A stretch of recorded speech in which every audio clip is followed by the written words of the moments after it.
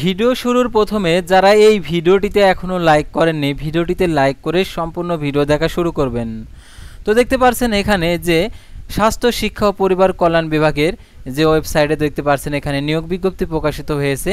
Notice বোর্ডে দেখতে পাচ্ছেন প্রশাসন 1/799 জনবল নিয়োগ বিজ্ঞপ্তি প্রকাশ। তো এই নিয়োগ বিজ্ঞপ্তি সংক্রান্ত সকল বিষয় আজকের এই ভিডিওটিতে তুলে ধরা হবে, তাই ভিডিওটি না টেনে সম্পূর্ণ দেখতে থাকুন। সাধারণত এই নিয়োগ বিজ্ঞপ্তিটা প্রকাশিত হয়েছে 3 জুন 2024 খ্রিস্টাব্দ তারিখে। তো এই নিয়োগ বিজ্ঞপ্তি সংক্রান্ত তথ্য অর্থাৎ আবেদন কিভাবে করতে হবে, আবেদনের শিক্ষাগত যোগ্যতা, বেতনের স্কেল এবং আবেদনের শুরুর তারিখ শেষ তারিখ, আবেদনটি অনলাইনে করতে হবে না অফলাইনে করতে হবে, সকল জেলার প্রার্থী আবেদন করতে পারবে কি পারবে না, এছাড়াও আরও বিভিন্ন তথ্য দিয়ে আজকের এই ভিডিওটিতে তুলে ধরা হবে, যার মাধ্যমে আপনাদের মনের কোনো প্রশ্ন থাকবে না এই নিয়োগ বিজ্ঞপ্তি সংক্রান্ত। তো আর কথা না বাড়িয়ে চলে যাচ্ছি মূল সার্কুলার পেজে। তার আগে একটি কথা, আপনি যদি আমাদের এই চ্যানেলে নতুন দর্শক হয়ে থাকেন অর্থাৎ অল জব নিউজ বাংলাদেশ এই চ্যানেলে প্রথমবার এই ভিডিওটি দেখে থাকেন, তাহলে আমাদের এই চ্যানেলটিকে সাবস্ক্রাইব করে রাখবেন এবং notification bell button all press করে রাখবেন।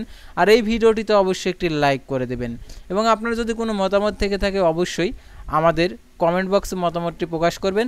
আর যারা আমাদের ফেসবুক পেজে ভিডিও দেখছেন অবশ্যই আমাদের ফেসবুক পেজটি লাইক দিয়ে ফলো করে ফেসবুক পেজের সঙ্গেই থাকবেন। আর যারা আমাদের ফেসবুক পেজে অ্যাড হতে চান তো ডিসক্রিপশন বক্সে আমাদের ফেসবুক পেজের লিঙ্ক দেওয়া রয়েছে, আপনারা আমাদের ফেসবুক পেজে অ্যাড হবেন। আর এখানে দেখতে পাচ্ছেন জরুরি প্রয়োজনে হোয়াটসঅ্যাপ এবং ইমো নাম্বার তো দেওয়া রয়েছে, আপনারা যোগাযোগ করতে পারবেন। অল জব নিউজ বাংলাদেশ এই চ্যানেলে আপনারা সরকারি বেসরকারি এনজিও, ডিফেন্স, শিক্ষক নিয়োগ, sales marketing, railway job, NGO job, এক কথায় সকল ধরনের নিয়োগ বিজ্ঞপ্তির আপডেট জানতে পারবেন ভিডিওর মাধ্যমে। পাশাপাশি আপনারা মন্তব্য প্রকাশ করতে পারবেন। তো দেখতে পাচ্ছেন প্রথমে যে গণপ্রজাতন্ত্রী বাংলাদেশ সরকার স্বাস্থ্য পরিবার ও কল্যাণ মন্ত্রণালয় স্বাস্থ্য শিক্ষা ও পরিবার কল্যাণ বিভাগের প্রশাসন 1 শাখা বাংলাদেশ সচিবালয় ঢাকা 3 জুন 2024 খ্রিস্টাব্দ তারিখে এই নিয়োগ বিজ্ঞপ্তিটা প্রকাশিত হয়েছে। তো দেখতে পাচ্ছেন নিয়োগ বিজ্ঞপ্তি স্বাস্থ্য শিক্ষা পরিবার কল্যাণ বিভাগ স্বাস্থ্য ও পরিবার কল্যাণ মন্ত্রণালয়ের নিম্নোক্ত পদসমূহে সরাসরি নিয়োগের জন্য পদের পাশে বর্ণিত শর্ত প্রকৃত বাংলাদেশি নাগরিকদের নিকট হইতে নিম্নের শর্তে সাপেক্ষে mefwd.teltalk.com ওয়েবসাইটের নির্ধারিত সময়ের মধ্যে অনলাইন দরখাস্তের আবেদনের আহ্বান করা যাচ্ছে। অনলাইন ব্যতীত কোনো আবেদনপত্র প্রেরিত হলে আবেদন গ্রহণ করা হবে না। তো দেখতে পাচ্ছেন প্রথমে পদের নাম, সর্বোচ্চ বয়সসীমা আর কি সংখ্যা, প্রয়োজনীয় যোগ্যতা, যে সকল জেলা প্রার্থী আবেদন করতে পারবেন। তো প্রথমে দেখতে পাচ্ছেন 7 মুদ্রাক্ষরিক কম্পিউটার অপারেটর 13তম গ্রেড, বেতনের স্কেল 11,000 টাকা থেকে 26,590 টাকা, অনূর্ধ্ব 30 বছর, তবে বিভাগীয় প্রার্থীর ক্ষেত্রে 40 বছর পর্যন্ত শিথিলযোগ্য। পদের সংখ্যা 3টি। কোনো স্বীকৃত বিশ্ববিদ্যালয় হতে স্নাতক সমান ডিগ্রি এবং কম্পিউটার প্রশিক্ষণপ্রাপ্ত কম্পিউটার মুদ্রাক্ষরিকে প্রতি মিনিটে ইংরেজিতে 30 শব্দ এবং বাংলায় 25 শব্দের গতি থাকতে হবে। স্ট্যান্ডার্ড অ্যাপটিটিউড টেস্ট উত্তীর্ণ হতে হবে। শার্টলিপিতে প্রতি মিনিটে ইংরেজিতে 70 এবং বাংলায় 45 শব্দের গতি।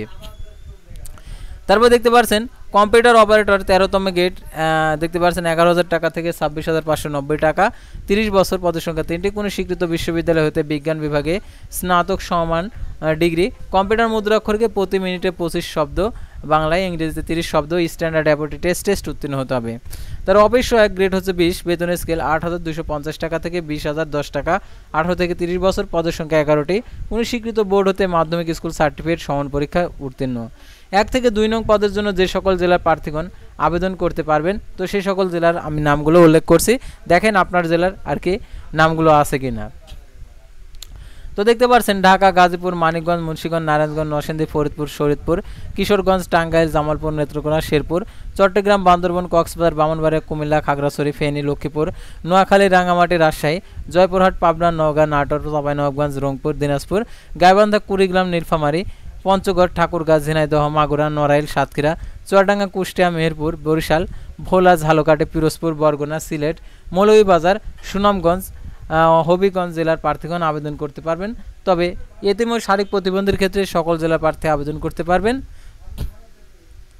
তারপরে অফিস সহায়ক পদের জন্য যে সকল জেলার প্রার্থীগণ আবেদন করতে পারবেন দেখেন দেওয়া রয়েছে ঢাকা, গাজীপুর, মুন্সিগঞ্জ, রাজবাড়ী, শেরপুর, চট্টগ্রাম, বান্দরবান, কক্সবাজার, ব্রাহ্মণবাড়িয়া, চাঁদপুর, খাগড়াছড়ি, ফেনী, রাঙ্গামাটি, জয়পুরহাট, নাটোর, চাঁপাইনবাবগঞ্জ, রংপুর, গাইবান্ধা, লালমনিরহাট, নীলফামারী, পঞ্চগড়, খুলনা, যশোর, নড়াইল, বাগেরহাট, সাতক্ষীরা, চুয়াডাঙ্গা, কুষ্টিয়া, মেহেরপুর, ভোলা, ঝালকাঠি, পিরোজপুর, বরগুনা, পটুয়াখালী, সিলেট, মৌলভীবাজার, সুনামগঞ্জ এবং হবিগঞ্জ জেলার প্রার্থীগণ আবেদন করতে পারবেন। তবে এতিম ও শারীরিক প্রতিবন্ধী প্রার্থীদের ক্ষেত্রে সকল জেলা প্রার্থী আবেদন করতে পারবেন।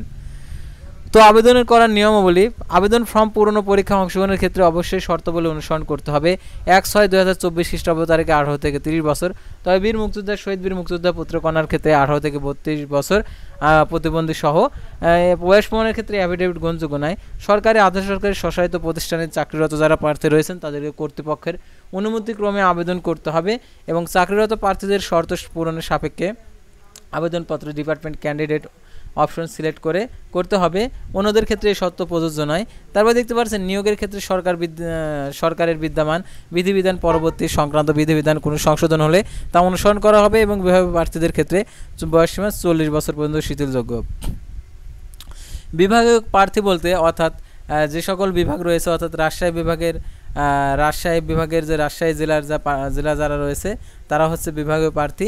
তারপর হচ্ছে যারা হচ্ছে ঢাকা বিভাগের ঢাকার মধ্যে রয়েছে অর্থাৎ তারা হচ্ছে বিভাগীয় প্রার্থী, অর্থাৎ ঢাকা হচ্ছে জেলা শহরের মধ্যে রয়েছে তারা হচ্ছে বিভাগীয় প্রার্থী।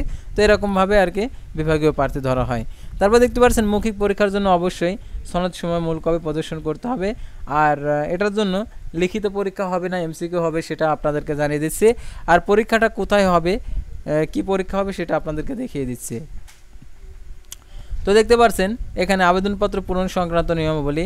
তো আপনাদেরকে যে ওয়েবসাইটে অর্থাৎ পরীক্ষা অংশগ্রহণ ইচ্ছুক প্রার্থীগণকে https://mefwd.eltok.com ওয়েবসাইটে আবেদনপত্র পূরণ করবেন এবং এছাড়াও ফর্ম পূরণের জমাদানের নিয়মাবলী অন্যান্য প্রযোজ্য শর্ত তথ্য সম্বলিত পূর্ণাঙ্গ নিয়োগ বিজ্ঞপ্তির স্বাস্থ্য শিক্ষা ও পরিবার কল্যাণ বিভাগের ওয়েবসাইটে আর কি পাওয়া যাবে, অর্থাৎ এখান থেকে আপনারা দেখে নেবেন। আর অনলাইন আবেদনপত্র জমাদানের শুরুর তারিখ 6 জুন 2024 সকাল 10টা। অনলাইন আবেদনপত্র জমাদানের শেষ তারিখ 23 জুন 2024 বিকেল 5টা। উক্ত সীমার মধ্যে ইউজার আইডি প্রাপ্ত প্রার্থীগণ অনলাইন আবেদনপত্র সাবমিট করা হলে 72 ঘন্টার মধ্যে SMS এর মাধ্যমে পরীক্ষার ফি জমা দিবেন।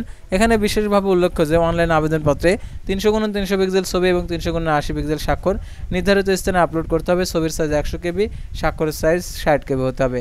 আর অনলাইন আবেদন কিন্তু তথ্য যেহেতু পরবর্তী কার্যক্রম ব্যবহৃত হবে সেহেতু অনলাইন আবেদনপত্র আর কি সাবমিট করার পূর্বে দেখে নেবেন সকল তথ্যগুলো ঠিক আছে কিনা। যদি ঠিক থেকে থাকে তাহলে সাবমিট করে দেবেন, ছবি এবং সিগনেচার আপলোড দিয়ে আর কি সাবমিট করে দেবেন। তো সাবমিট করা হলে একটি অ্যাপ্লিকেশন কপি পাবেন, সেই অ্যাপ্লিকেশন কপিতে ইউজার আইডি দেওয়া থাকবে, সেই ইউজার আইডি ব্যবহার করে আপনাদেরকে টেলটক প্রিপেড মোবাইল নম্বর মাধ্যমে টাকা প্রদান করতে হবে। এখন কোন পদের জন্য কত টাকা অর্থাৎ সেটা আপনাদেরকে দেখিয়ে দিচ্ছি, আর SMS-টা কীভাবে করবেন সেটাও দেখিয়ে দিচ্ছি। 1 থেকে 2 নং পদের জন্য 223 টাকা এবং 3 নং পদের জন্য 112 টাকা আপনাদেরকে 72 ঘন্টার মধ্যে জমা দিতে হবে। তারপর এখানে দেখতে পাচ্ছেন যে কিভাবে SMS করতে হবে সেই নির্দেশনাবলী দেওয়া রয়েছে। তো এই নির্দেশনাবলীগুলো অনুসরণ করে আপনারা অবশ্যই আবেদনটা করবেন। আর এই নিয়োগের পরীক্ষাটা হবে হচ্ছে ঢাকাতে পরীক্ষা হবে। আর যদি আপনাদের কোনো এই নিয়োগ বিজ্ঞপ্তি সংক্রান্ত কোনো সমস্যা থেকে থাকে তাহলে দেখতে পাচ্ছেন এখানে অনলাইন আবেদনের কোনো সমস্যা হলে আর কি তাদের সাথে যোগাযোগ করবেন। এদের সাথে যোগাযোগ করলে অবশ্যই আপনি আর কি সব কিছু নিতে পারবেন। দেখতে পাচ্ছেন এখানে সব কিছু আর কি সিস্টেম দেওয়া রয়েছে, এই সিস্টেম ব্যবহার করে আপনারা তথ্যগুলো নিয়ে নিতে পারবেন। তো ভিউয়ার্স, আজকের ভিডিওটি ছিল সাধারণত আপনারা দেখতে পাচ্ছেন স্বাস্থ্য শিক্ষা পরিবার কল্যাণ বিভাগের নিয়োগ বিজ্ঞপ্তি নিয়ে। তো পরবর্তী ভিডিওতে আবারও কোনো নতুন জব সার্কুলার নিয়ে আপনাদের সামনে হাজির অবশ্যই। পর্যন্ত সবাই ভালো থাকবেন, সুস্থ থাকবেন, আর অবশ্যই আমাদের ফেসবুক পেজটি লাইক দিয়ে ফলো করে আমাদের ইউটিউব চ্যানেলটি সাবস্ক্রাইব করে পাশেই থাকবেন। আল্লাহ হাফেজ।